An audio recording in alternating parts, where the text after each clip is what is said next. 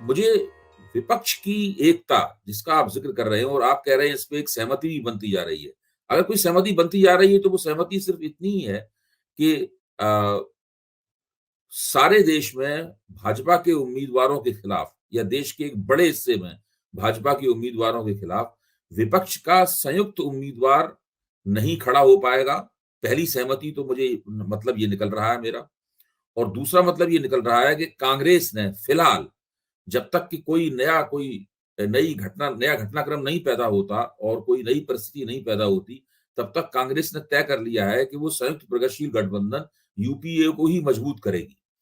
और तमिलनाडु के मुख्यमंत्री स्टालिन का वक्तव्य भी इसी तरफ झुका हुआ है कि वो यूपीए को ही मजबूत करेगी और उसी के जरिए विपक्ष की एकता और भाजपा के खिलाफ मोर्चा लगाने की कोशिश करेगी।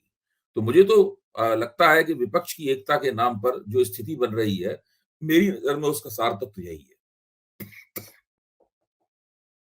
आपकी आवाज गायब अब ये महत्वपूर्ण बात यह है कि पिछले दिनों रायपुर में प्रियंका गांधी ने भाषण देते हुए ये कहा कि पूरा देश हमारी तरफ देख रहा है और उसमें विपक्ष भी है और कांग्रेस पार्टी भी है और हम लोगों को एक ऐतिहासिक भूमिका निभानी है। उसके बाद पार्टी के जो मल्लिकार्जुन खड़गे पार्टी के अध्यक्ष हैं, उन्होंने 3 बातें कही और ये चेन्नई में उन्होंने कही जब फारूक अब्दुल्ला ने कहा कि भाई कांग्रेस पार्टी को अब प्रधानमंत्री पद के लिए अपनी दावेदारी को छोड़ना चाहिए देश की रक्षा के लिए। उन्होंने कहा कि हमें आपसी मतभेदों को भुलाना पड़ेगा, एकजुट होना पड़ेगा और कांग्रेस पार्टी कोई डोमिनेंट पोजीशन के लिए या प्रधानमंत्री पद के लिए कोई दावेदार नहीं है। क्या ये कांग्रेस के अब तक के बयानों में या कांग्रेस की राजनीतिक रणनीति में एक डाइवर्जन देख रहे हैं, एक तरीके का बदलाव देख रहे हैं आप? देखिए, बातें तरह तरह की जाती हैं।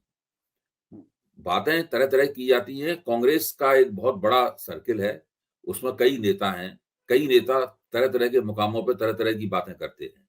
रायपुर अधिवेशन का संदेश क्या है, मैं ये जानना चाहता हूं।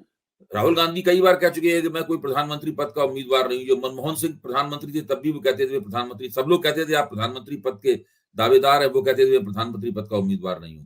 रायपुर अधिवेशन का संकल्प क्या है? तो मुझे रायपुर अधिवेशन का संदेश यही दिखाई पड़ता है कि अभी विपक्ष की राजनीति जो कांग्रेस करेगी उसके लिए उसका मुख्य उपकरण संयुक्त प्रगतिशील गठबंधन होगा। तो जो लोग कांग्रेस के साथ हैं, जो कांग्रेस के साथ जुड़े हुए हैं, कांग्रेस कोशिश करेगी कि और भी कुछ नई शक्तियां उसके साथ जुड़ें। कैसे जुड़ेंगी, कांग्रेस उनको कैसे जोड़ पाएगी, ये जानना मुश्किल है। आखिरकार कोई पार्टी गठजोड़ क्यों बनाती है?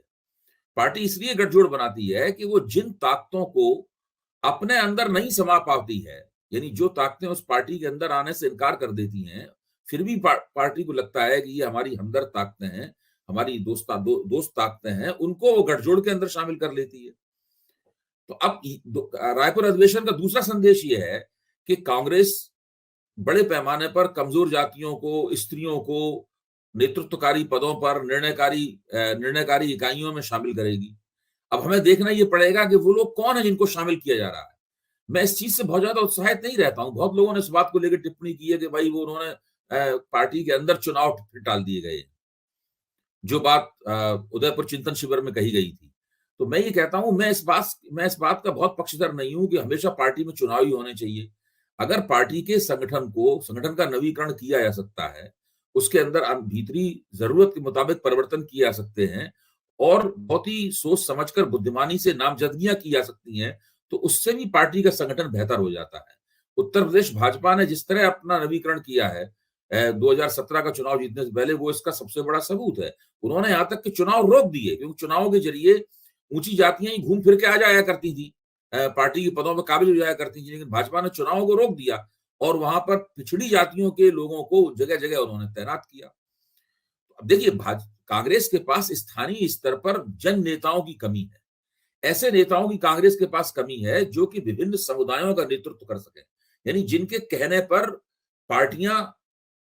कहने पर समुदायों के वोट कांग्रेस की तरफ जा सकें, ऐसे नेताओं की कमी है। अब कांग्रेस जिनको अपनी पार्टी में लाएगी नामजदगियों के जरिए, हमें देखना ही पड़ेगा वो लोग कौन है। क्या वो वास्तव में जन नेता हैं, स्थानीय स्तर पर, प्रदेश स्तर पर या और भी बड़े स्तर पर जन नेता हैं, या फिर वो पार्टी के पहले से जमे हुए नेताओं के चाटुकार हैं, या उनके आसपास घूमने वाले लोग हैं भले ही कमजोर जातियों से ताल्लुक रखते हो, तो उनको कांग्रेस में ले। तो ये दो बातें जो हैं वो रायपुर अधिवेशन के संदेश के तौर पर मेरे सामने आती हैं कि कांग्रेस विपक्ष की राजनीति के लिए यूपीए को उपकरण के तौर पर इस्तेमाल करेगी और पार्टी के अंदर कमजोर जातियों को, स्त्रियों को, इन सब लोगों को ज्यादा भर्ती करेगी, निर्णयकारी इकाइयों में लाएगी। अब देखना यह है कि ये काम कैसे किया जाता है। मेरे ख्याल से दोनों काम बहुत मुश्किल है।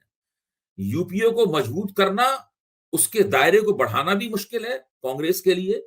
ये काम सत्ताधारी पार्टियों के लिए ज्यादा आसान होते हैं ऐसा करना, और नामजदगियों के जरिए पार्टी का नवीकरण करना भी मुश्किल है। सत्य हिंदी का ऐप डाउनलोड करें गूगल प्ले स्टोर पर।